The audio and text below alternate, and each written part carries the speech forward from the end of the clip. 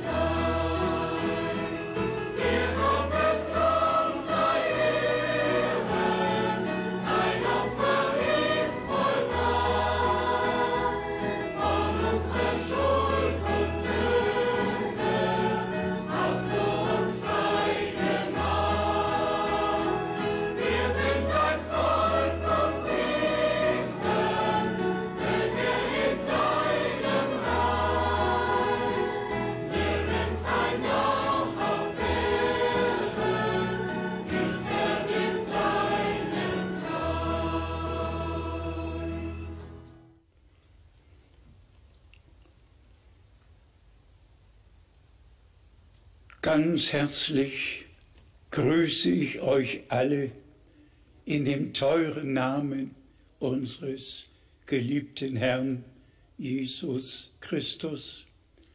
Welch ein Vorrecht, dass wir das teure und heilige Wort glauben und erleben dürfen, was der Herr verheißen hat. Wir alle wissen durch die Nachrichten, was auf Erden geschehen ist, besonders in den letzten 4 Wochen. Bei Gott geht alles vorbei und wir sind am Ende der Gnadenzeit were foretold in the Holy Scripture. Now, just firstly, the many greetings, whether via telephone or via email. We are joined with all brothers and sisters, ob per Telefon oder durch E-Mail.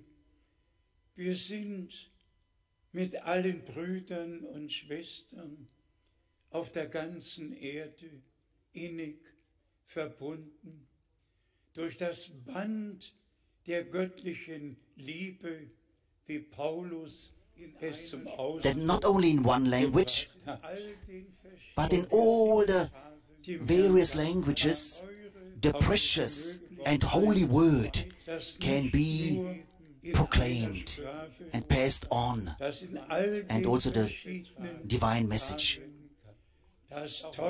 Also today, we wish all of you, all the translators, with all our hearts, we wish you God's blessing. And in particular, those who have found grace in the sight of God and who can believe themselves, as the Scripture has said.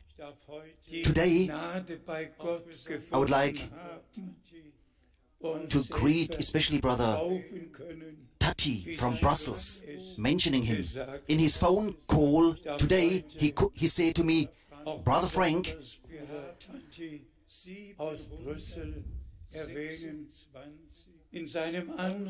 we have bought 726 equipments, paying for it, and all over the earth, these equipments, these devices, are now in operation, so that all can hear and can experience with us. If we think about it, 20 years ago, 10 years ago, it was not yet possible as it is today. Although, if we think about it, we cannot have the public meetings anymore, because thus it is written in Romans.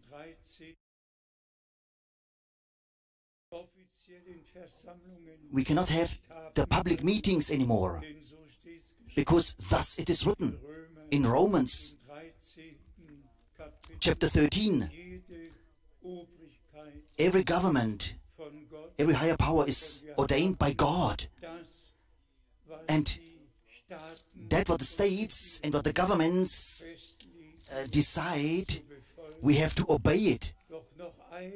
And once again, let it be mentioned, we are grateful for it, that the whole world can hear and can experience with us. At this occasion, beloved brothers and sisters, I would like to mention also how precious it is that we in this time found grace in the sight of God, and with the promise which God has given, which is fulfilled before the return of Jesus Christ, that we were acquainted with it. And I like to think about it. When Brother Branham told me on the 12th of June 1958 in Dallas, Texas, he said to me, store in the food, take a few tapes with you, go to Leo Mercer he records the sermons. He will give you some tapes. And today I brought with me one of these tapes. And brothers and sisters, all the sermons which Frère Branham avait dit en 58 preached, de repartir en Allemagne et de demander à la régie qu'on me donne des prédications, et j'en ai prise avec moi pour revenir. Et frères et sœurs, toutes les prédications que frère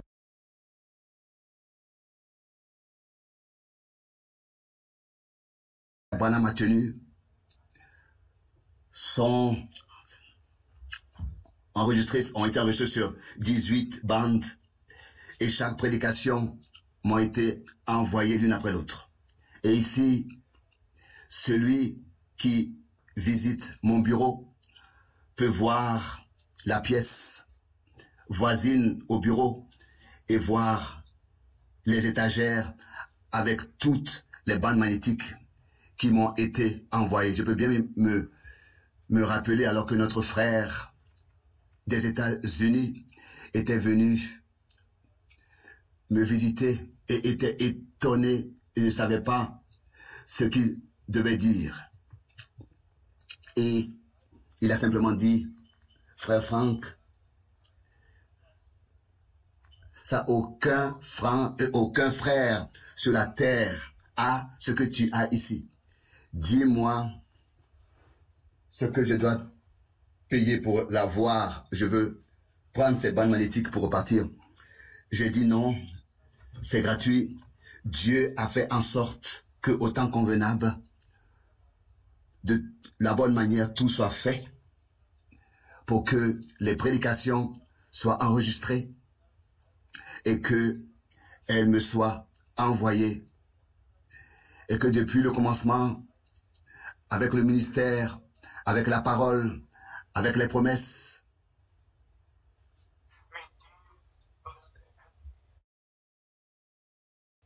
avec ce que le Seigneur a déterminé pour ce temps, je sois informé.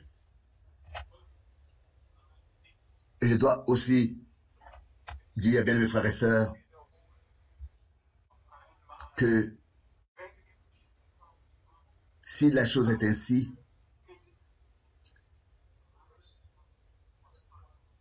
qu'en ce moment nous pouvons avoir de grandes réunions, nous rassembler au même endroit. Nous savons qu'au moins là où 2 ou 3 sont réunis en son nom, le Seigneur est présent.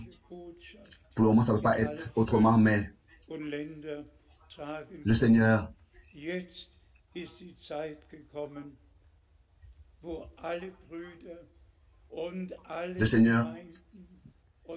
peut apporter sa parole, comme hier. Je le disais,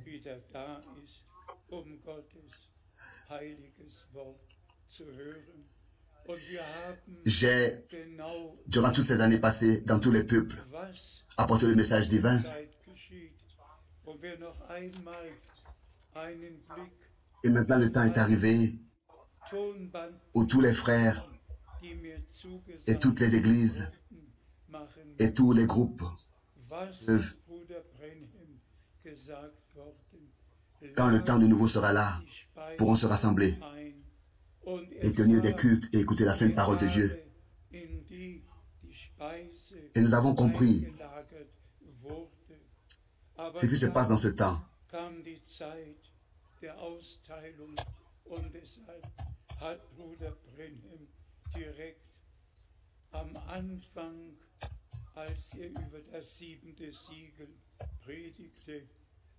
Qu'est-ce qui a été dit à Frère Branham?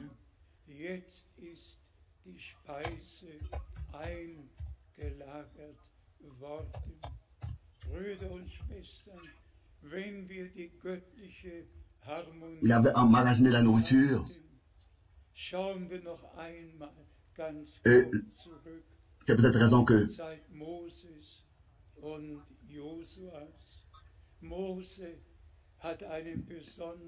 directement au commencement,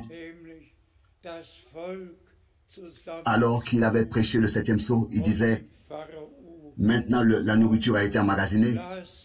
Bien, mes frères et sœurs, quand nous observons l'harmonie divine, regardons encore du temps de Moïse et de Josué. Moïse avait un mandat particulier de rassembler le peuple et de dire à Pharaon, laisse sortir mon peuple.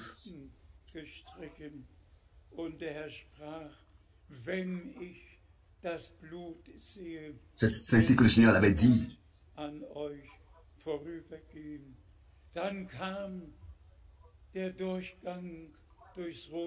Laisse sortir mon peuple.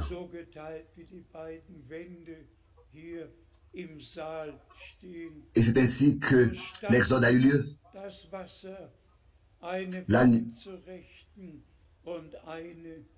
Le sang de l'agneau a été appliqué sur les linteaux des portes. Et le Seigneur avait dit, quand je verrai le sang, je passerai en vous épargnant. Et ensuite, par la mer Rouge, ils sont passés. Et c'est ainsi que l'eau se tenait un mur à droite, un autre à gauche. Et le peuple d'Israël à sec est passé par la mer Rouge. Dieu ferait un chemin là où il n'y a même pas de chemin. Dieu prend soin pour son peuple et pour son Église. Et bien aimés frères et sœurs,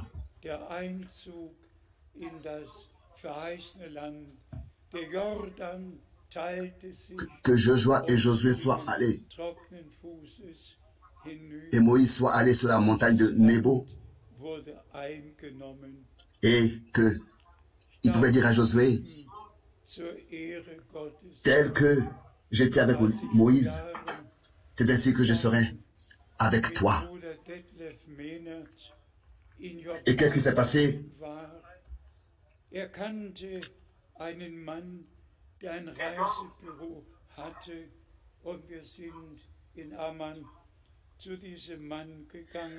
Le Jourdain s'est ouvert aussi du temps de Josué et ils ont pu le traverser à sec.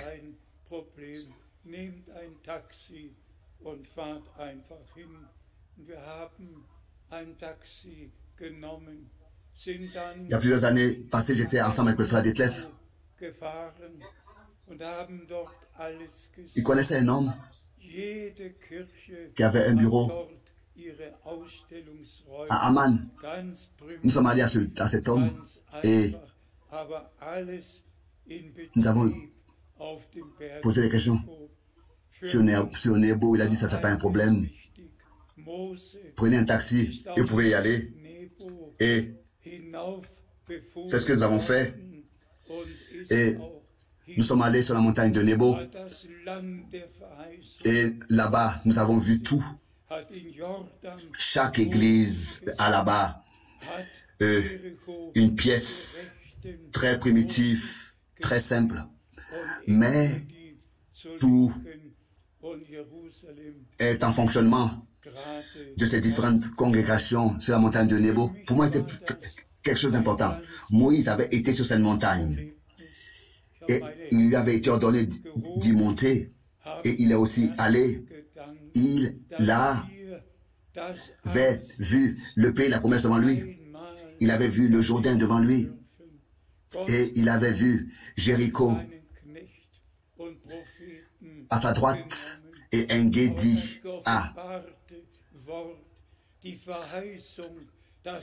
et Jérusalem devant lui. Pour moi, c'était une expérience très particulière.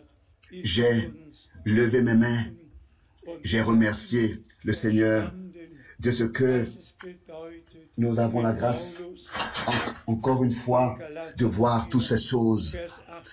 Dieu le Seigneur a repris son serviteur le prophète, mais la parole révélée, les promesses d'entrer dans tout ce que Dieu nous a promis pour cette époque est resté valable pour nous. Et nous avons compris ce que cela signifie quand Paul, dans Galates 4, au verset 28, écrit « Vous, bien-aimés frères, vous êtes enfants de la promesse, comme l'était Abraham, comme était Isaac. » Quelque chose de merveilleux. Celui qui croit les promesses, la promesse principale pour ce temps. Et cette promesse, c'est que notre Seigneur reviendra, tel que dans Jean 14, il a promis. Et ensuite, cela appartient à cette réalité. Il a dit, je vous enverrai le prophète Élie avant que le jour terrible et redoutable de l'Éternel vienne. Hier, nous avons parlé du jour, des derniers jours, et comment est-ce que Dieu a ordonné tout. Un jour, auprès de Dieu, c'est comme pour nous 1000 ans. Et le Seigneur a conçu son plan du salut et il l'exécute par sa grâce. Et comme toujours, nouvellement, nous devons le témoigner. Aussi certain que Jean-Baptiste, lors de la première venue de Christ, avait apporté le message divin et préparé au Seigneur un peuple bien disposé. C'est ainsi que maintenant, doit et sera par la dernière parole de ce message. Une épouse sera préparée et il lui est dit, sortez du milieu d'eux, ne touchez à rien d'impur, séparez-vous et je vous agréerai et vous serez mes fils et mes filles et je serai votre Dieu. Et tel que nous pouvons le lire, l'ancienne Jérusalem a sa place, la nouvelle Jérusalem a sa place, tel que d'un côté, Dieu a choisi l'ancienne Jérusalem pour établir de Jérusalem ici, pour régner d'ici, sur terre, de Jérusalem. C'est ainsi que sur la montagne des Oliviers, le Seigneur descendra, et la montagne des Oliviers va se fendre, et ensuite, le Seigneur commencera son règne sur terre. Mais pour nous, en tant que Église du Nouveau Testament, Jean voyait sur l'île de Patmos la nouvelle Jérusalem, c'est-à-dire elle était préparée, parée comme une épouse pour son époux. L'épouse de l'agneau sera dans la nouvelle Jérusalem, et telle que hier, dans l'observation de la parole, nous l'avons vu. Si, quand tout se sera accompli, quand le règne de 1000 ans sera terminé, alors s'accomplira ce qui est écrit dans Apocalypse, chapitre 21. Je vis un nouveau ciel et une nouvelle terre. Bien-aimés frères et sœurs, et bien-aimés amis, que tout ne peut pas continuer comme c'est en ce moment sur terre. Nous le comprenons tous. Mais la différence entre ceux qui croient Dieu et ceux qui ne croient pas, comme déjà dans le prophète Malachie, cela a été prédit. Alors, vous ferez la différence entre celui qui vraiment sert Dieu et celui qui ne le sert pas. Bien-aimés frères et sœurs, nous croyons de tout notre cœur à ce que les Saintes Écritures disent. Et nous croyons que notre Seigneur a un peuple sur terre. Dans tous les peuples, les langues, et disons-le encore une fois, que tous les traducteurs qui maintenant traduisent dans différentes langues et transmettent la connexion, qu'ils soient bénis et que tous ceux qui écoutent soient bénis. Je lis dans Romains le chapitre 8, Romains le chapitre 8, au verset 28. Nous savons du reste que toute chose concourt au bien de ceux qui aiment Dieu, de ceux qui sont appelés selon son dessein. Car ceux qu'il a connus d'avance, il les a aussi prédestinés à être semblables à l'image de son Fils,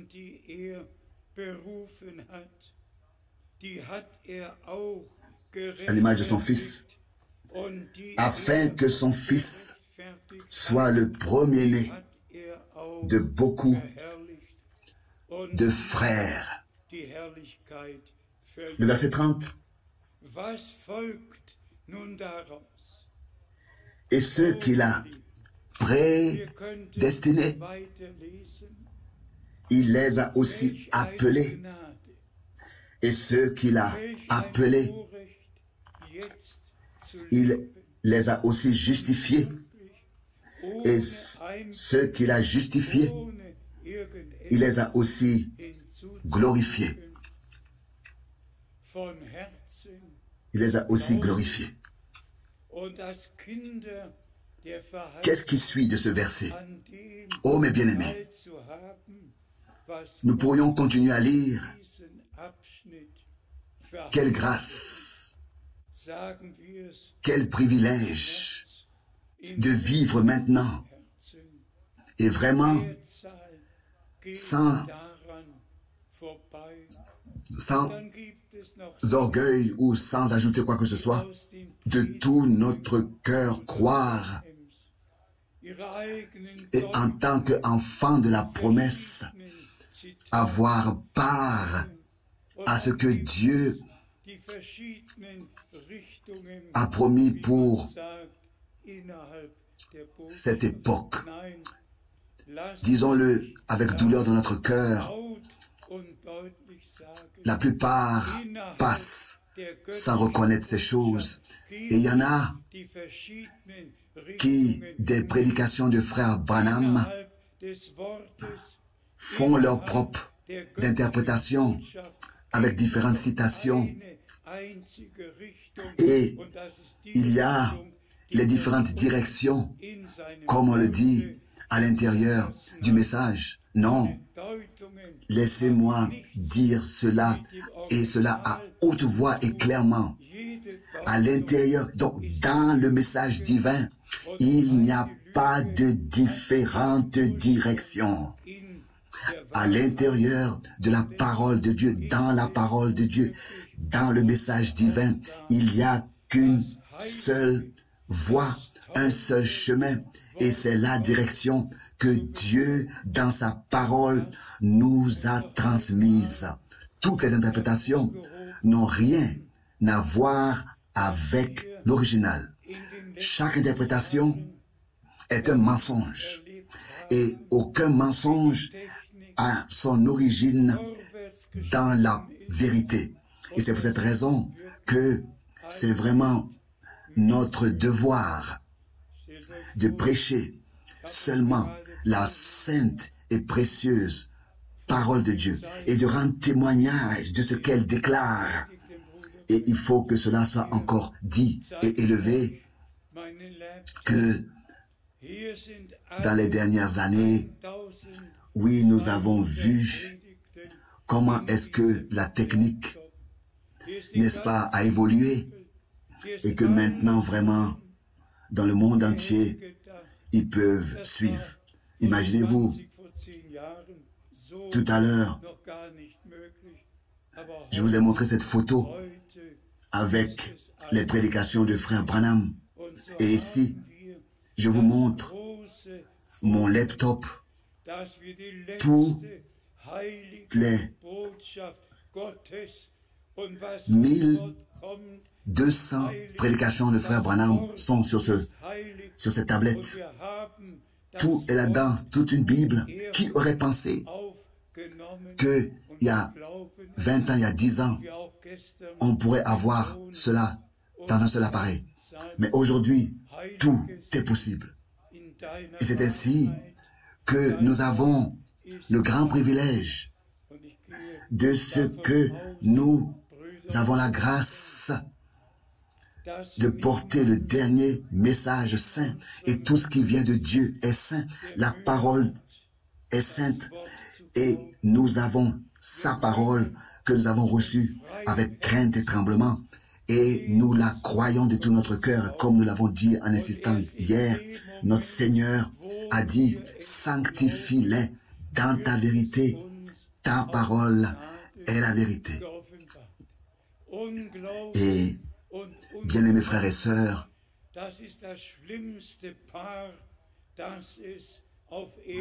je pense que personne n'est parmi nous qui a des difficultés à croire la parole. Nous pouvons, avec un cœur libre, croire chaque parole de Dieu. Et c'est seulement à ce moment où nous croyons la parole de Dieu que elle nous sera révélée par la grâce de Dieu. L'incrédulité et la désobéissance, ça, c'est le couple le plus terrible qui existe sur terre. La foi et l'obéissance, c'est le couple le plus béni qui existe sur terre. Et c'est pour cette raison que nous sommes revenus à la foi originelle et que nous avons la grâce de croire. Comme dit l'Écriture, nous sommes sortis de la désobéissance, de l'incrédulité, sortis des interprétations et nous avons été sanctifiés dans la parole de la vérité. Et nous devons toujours de nouveau le dire en insistant, bien-aimés frères et sœurs, que de tout notre cœur, nous avons accepté, reçu ce que Dieu nous a donné en Christ, notre Seigneur. Comme hier dans Romains 8, nous l'avons lu, ou bien aujourd'hui, ceux qu'il a appelés, il les a aussi justifiés. Et ceux qu'il a justifiés, il les a aussi glorifiés. Il les a déjà glorifiés, accordé la gloire, jusqu'à ce que nous pourrons voir notre Sauveur et Rédempteur étant semblable à lui. Et que lui, le premier-né, entre plusieurs frères, et que lui, il est le premier-né entre plusieurs frères. Qui peut saisir cela dans la foi? Et c'est dans la foi que nous l'avons reçu, accepté, tel que en tant que Rédempteur, dans ce corps de chair, il est venu, tel que la Vierge Marie fut couvert de son ombre, elle qui croyait la parole de la promesse et qui l'avait reçue, et que ensuite il lui a été dit, ce qui naîtra de toi sera appelé Fils de Dieu. Lui, le Seigneur de gloire, qui a appelé toutes choses à l'existence par sa parole créatrice, lui qui était là depuis le commencement, et je me réjouis à chaque fois de tout mon cœur et entièrement quand il est écrit qu'au commencement, pas dans l'éternité, dans l'éternité, Dieu, le Seigneur était enveloppé et habitait dans une lumière à laquelle personne n'avait accès. Et dans cette forme, personne ne l'a vu là-bas. C'est au commencement que Dieu est sorti de l'éternité et est venu dans le temps. Et ça, c'était le Seigneur. Et en tant que Seigneur, il a, dans cette forme, en tant que Seigneur, appelé toutes choses à l'existence. Et celui qui a appelé toutes choses à l'existence, c'est le même qui est venu à nous dans un corps de chair, dans un corps humain. Il a pris sur lui toutes nos fautes, tous nos péchés, toute notre désobéissance. Il a tout porté. Et il a porté ça sur le bois. Et nous pouvons, de tout notre cœur, prêcher la rédemption accomplie et aussi l'expérimenter personnellement. Bien-aimés frères et sœurs, nous sommes sans nous élever. Il faut que cela soit dit. Comme dans les jours d'Élie. Et dans Romains chapitre 11, il est écrit, et aussi dans notre temps, Dieu le Seigneur a un reste qui ne fléchit pas ses genoux devant Baal, devant une religion, devant un homme, devant une interprétation, mais nous fléchissons nos genoux seulement et uniquement devant Dieu le Seigneur, et nous lui donnons à lui seul l'honneur, car il a fait de grandes choses à nous. Celui qui passe en méprisant la promesse pour ce temps, il passe en méprisant Dieu. Cela peut être une parole sérieuse aussi pour tous les croyants dans les différentes églises. Personne va leur ôter leur foi ou bien annuler le fait qu'ils disent qu'ils sont croyants. Mais on doit dire qu'il y a une première résurrection et il y a une deuxième résurrection. Dans la première résurrection, ce seront seulement tous ceux-là qui prendront part à l'enlèvement. Et ils prendront part à la première résurrection. Ils sortiront des sépulcres. Et nous, qui sommes restés vivants, nous serons ensemble avec eux, enlevés. Mais tous ceux qui n'étaient pas prêts vont ressusciter lors de la deuxième résurrection, tel que dans l'Apocalypse nous le lisons, et des livres ont été ouverts devant le trône blanc, et tous les hommes qui ont vécu sur terre vont se trouver là-bas, apparaître là-bas devant le trône blanc, devront apparaître là-bas devant le trône blanc. Et le Seigneur, lui, appellera à rendre compte. Alors, il est écrit, tous ceux qui n'étaient pas trouvés dans le livre de la vie, encore lors de la deuxième résurrection, devant le trône blanc, tous ceux qui ont par la foi reçu la vie éternelle, par la foi en Jésus-Christ, seront là et vivront éternellement. Mais à la première résurrection, prendront pas seulement les âmes de l'épouse, donc l'épouse, tous ceux qui auront été transformés à l'image du Fils de Dieu, le troupeau des prémices, ceux-là prendront part à l'enlèvement. C'est pour cette raison que Frère Branham a été envoyé avec le message. C'est pas un message qui a été prêché devant le trône blanc à ceux qui vont apparaître, mais un message qui est prêché maintenant à ceux qui prendront part à la première résurrection, à la transformation, au changement de leur corps, au festin des noces de l'agneau, la nouvelle Jérusalem, qui seront dans la nouvelle Jérusalem. Ça, c'est l'élection. Ça, c'est la grâce, frères et sœurs. Et nous sommes reconnaissants au Seigneur pour cela. Regardons encore une fois rapidement dans, n'est-ce pas, le paysage religieux. Nous savons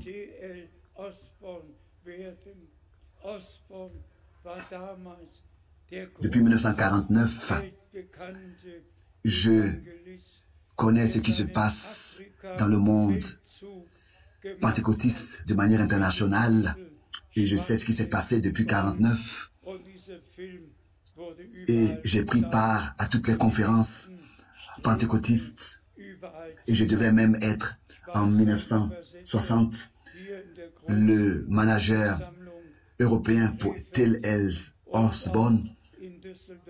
Osborne était autrefois le grand évangéliste connu mondialement qui, n'est-ce pas, avait fait des voyages en Afrique avec le titre L'or noir et partout ces films étaient montrés. C'était vraiment des milliers qui venaient à ces réunions. J'étais son traducteur ici dans la grande réunion à Krefeld et aussi à Düsseldorf, à Rheins, dans le stade. Et le stade était bombé et plein. Et il m'a dit, tu pourrais être mon manager ici en Europe. Et bien aimés frères et sœurs, que vous puissiez le croire ou pas, mais le Seigneur, n'est-ce pas, autrefois déjà, m'a gardé par sa grâce. Il m'avait déjà adressé la parole audiblement en tant que serviteur, mon serviteur.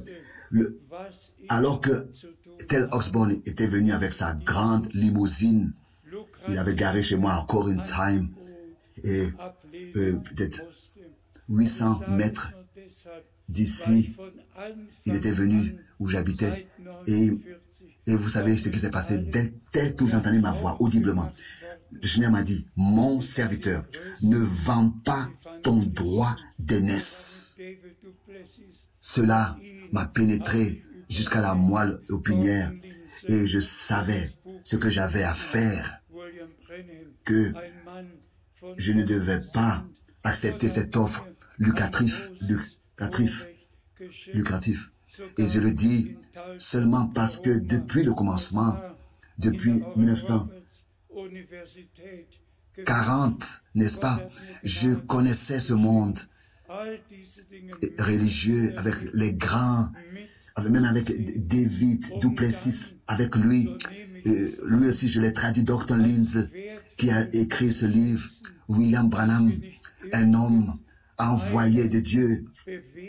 Dieu m'a accordé un grand privilège, même à Tulsa, Oklahoma, aux États-Unis, dans l'université de Oral Roberts. J'ai été là-bas, dans son université. Dieu m'a accordé sa grâce de voir toutes ces choses et de vivre toutes ces choses et de voir toutes ces choses. Et ensuite, c'est ainsi que je le pense, d'estimer précieux que nous n'avons pas suivi un mouvement quelconque, mais que nous avons trouvé grâce devant Dieu pour accepter et pour croire ce que le Seigneur a déterminé pour cette époque. Et vous pouvez, sur les bandes magnétiques des prédications de Frère Branham, vous pouvez l'écouter jusqu'à 1963, jusqu'à l'ouverture des sceaux. Nos frères se tenaient encore avec leurs portes ouvertes dans les différentes congrégations pentecôtistes. Mais ensuite, après l'ouverture des sceaux, les portes se sont fermées et ils n'ont plus voulu ouvrir leurs portes et ils n'ont plus voulu non plus accepter, recevoir Frère Branham. C'était seulement les hommes d'affaires chrétiens sous des Schikerian qui avaient gardé leurs portes ouvertes, où Frère Branham pouvait encore, dans les différentes villes, prêcher et parler. Résumons ce que nous avons entendu aujourd'hui. La nourriture spirituelle a été emmagasinée. Ensuite, Dieu a repris son serviteur, le prophète. Lui aussi, il a eu la grâce de jeter un regard dans la gloire. Il avait de son vivant été pris, n'est-ce pas, au paradis. Il a vu cette foule qu'on ne peut compter. Tous étaient jeunes. Il avait été mandaté par Dieu pour apporter la parole, et les expériences surnaturelles ont rendu témoignage dans son ministère que ce n'était pas un homme avec un programme propre, ça c'était tous les autres qui les ont, mais il était un homme envoyé de Dieu avec le message de Dieu pour cet laps de temps. Et c'est, bien mes frères et sœurs, dans mon cœur, cela grandit toujours et inonde toujours plus mon cœur. J'aurais préféré dire comme autrefois Simon, Seigneur, tu laisses maintenant aller ton serviteur en paix, car mes yeux ont vu l'accomplissement de ce que tu as déterminé pour cette époque. Et c'est ainsi que nous pouvons remercier le Seigneur pour cela. Dieu a pris Frère Branham tel qu'il a pris Moïse. Mais ensuite, les choses sont passées à la réalité. Les promesses sont devenues une réalité du temps de Josué, et le peuple pouvait vraiment fouler la terre, le sol du pays de la promesse, et entrer en possession dans la réalité de ce que Dieu leur a donné. Bien, mes frères, c'est la même chose encore aujourd'hui. Tout ce qui a été prêché dans les prédications, nous pouvons maintenant, dans la foi, nous tenir dans toutes ces prédications et bâtir là-dessus et expérimenter cela maintenant personnellement. L'appel à sortir, la séparation, la préparation, toutes les expériences du salut, la pleine rédemption par le sang de l'agneau, la pleine sanctification de la parole de Dieu. Et ensuite, j'aurais préféré dire à haute voix, comme Paul dans 2 Timothée, au chapitre 4, au verset 7, a dit,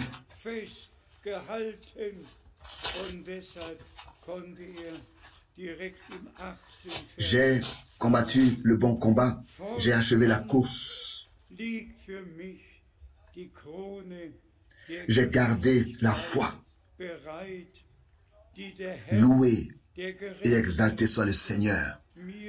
Pas une seule fois glisser dans l'incrédulité, dans la désobéissance, mais sans blessure. J'ai gardé la foi, gardé la foi.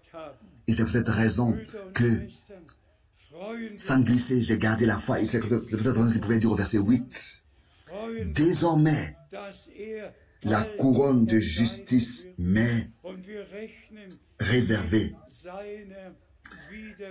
que le Seigneur, le juste juge, me la donnera dans ce jour-là, et non seulement à moi, mais encore à tous ceux qui auront aimé son avènement. Bien, frères et sœurs, réjouissons-nous du retour du Seigneur. Est-ce que nous nous réjouissons de ce qu'il revient bientôt et qu'il apparaîtra bientôt, et nous nous attendons avec son retour dans notre temps? Et pas seulement Paul et les serviteurs de Dieu recevront la couronne, mais comme l'apôtre ici l'a exprimé, me la donnera dans ce jour-là, et non seulement à moi, mais encore à tous ceux qui auront aimé son avènement. Quelle grâce! Nous avons rien pu contribuer à cela, aucune dignité, aucun mérite. C'est Dieu le Seigneur, par sa grâce, qui nous a élus. Car sa grâce nous a accordé, a produit en nous la foi. Et c'est par sa grâce qu'il nous a ouvert l'intelligence pour les Écritures. Et je peux dire que moi aussi, pas une unique fois, j'ai douté au message du salut, au message divin, au commandement divin que notre Seigneur a accordé à notre bien-aimé frère. Pas une unique fois j'ai douté à ce mandat. Je peux dire comme Paul que sans avoir glissé, j'ai gardé la foi, sans jamais avoir blessé le Seigneur. Je suis aussi qu'un homme, mais en ce qui concerne cela, je n'ai pas d'effort à remercier Dieu de tout mon cœur et à croire de tout mon cœur et d'accepter ce qu'il a fait et promis. Aussi de la même manière, ce que Paul ensuite, ici dans 1 Timothée, au premier chapitre a écrit, je suis reconnaissant à celui, c'est le verset 12, je rends grâce à celui qui m'a fortifié, à Jésus-Christ, notre Seigneur, et de ce qu'il m'a jugé fidèle en m'établissant dans son ministère. Mes frères, tout ça n'est que grâce. Tout ça n'est que grâce. L'élection, l'appel, aussi la prédestination et la détermination à un ministère. Tout n'est que grâce. Et c'est ainsi que nous voulons pour finir dire merci au Seigneur, rendre grâce au Seigneur de ce que nous avons trouvé grâce devant lui et que nous pouvons croire comme a dit les Écritures. Insistons encore une fois. Seulement celui qui maintenant croit que Dieu a envoyé notre bien-aimé frère Branham avec le dernier message divin avant le retour de Jésus-Christ. Et tel qu'il lui a été dit, ce message ira sur toute la terre avant le retour de Christ. C'est ainsi que nous pouvons dire qu'aujourd'hui cette écriture est accomplie devant nos yeux, car c'est une promesse selon les Écritures, dans l'Écriture. Et laissez-moi dire cela pour finir. Notre Seigneur a laissé écrire cela. Celui qui reçoit un prophète en qualité, un prophète que j'envoie en qualité de prophète, recevra la récompense d'un prophète. Bien-aimés, frères et sœurs, nous allons être avec tous les apôtres, avec tous les vrais croyants des 7 âges de l'Église qui, en tant que vainqueurs, prendront part à l'enlèvement. et au festin des noces de l'agneau. Ensemble, nous serons avec eux et nous apporterons l'honneur à notre Seigneur et avec tous les serviteurs de Dieu, avec tous les prophètes et les apôtres. Ensemble, nous serons couronnés et nous apporterons au Seigneur la reconnaissance et l'action de grâce. C'est une grâce de reconnaître ce que le Seigneur a déterminé pour cette époque et de ce que, de tout notre cœur, nous avons la grâce de croire ces choses. Que tous, dans tous les peuples, les langues, dans le monde entier, soient bénis. Et comme hier, nous l'avons dit de la même manière, que nous allons de nouveau pouvoir nous rassembler quand le temps le permettra et que, ensemble, nous vivrons notre perfection. Au Seigneur soit l'honneur dans toute l'éternité. Au Seigneur soit apporté l'honneur dans le sang de Jésus-Christ. Amen. Remercions le Seigneur ensemble. Père céleste, de tout notre cœur, je te remercie pour ce jour. Je te remercie de ce que ta parole, dans tous les peuples et les langues, est apportée, traduite et bénis tous les traducteurs qui sont ici, tous ceux qui sont à la maison et tous ceux qui sont dans différents pays. Bénis tous les traducteurs et bénis tous ceux qui croient ta sainte parole, qui écoutent le dernier message et qui sont appelés à sortir séparés et préparés. Et je te remercie de ce que tu as déterminé, tu nous as déterminé à prendre part à la première résurrection. Et nous te remercions pour ta sainte parole dans laquelle il est écrit: bénis, bienheureux et saints sont ceux qui ont part à la première résurrection. Bénis ton troupeau racheté par le sang. Bénis ton peuple. Bénis-nous et sois avec nous tous dans le saint nom de Jésus-Christ. Amen.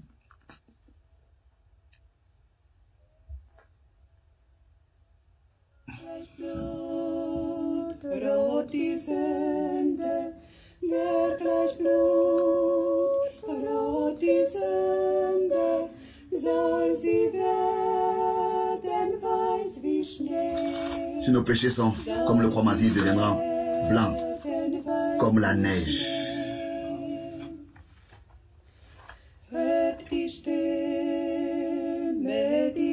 Rouge comme la pourpre.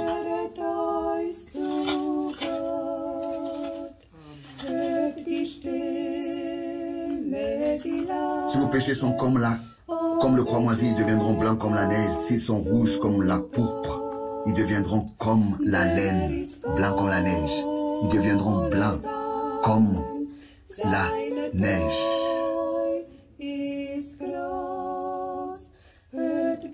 Écoutez la voix qui appelle.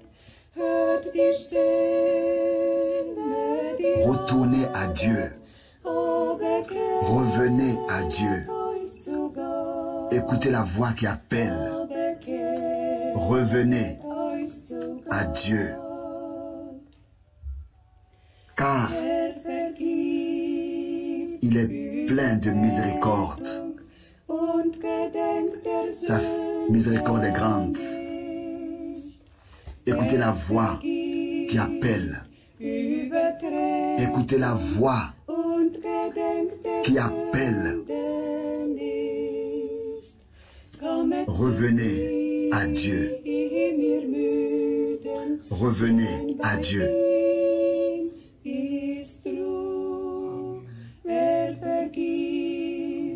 Il pardonne les transgressions et les oublie. pardonne les transgressions et les oublie. Venez à lui, vous qui êtes fatigués et chargés, car auprès de lui il y a du repos. Il pardonne les transgressions.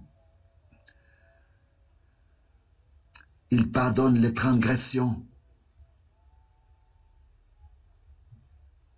et les oublie.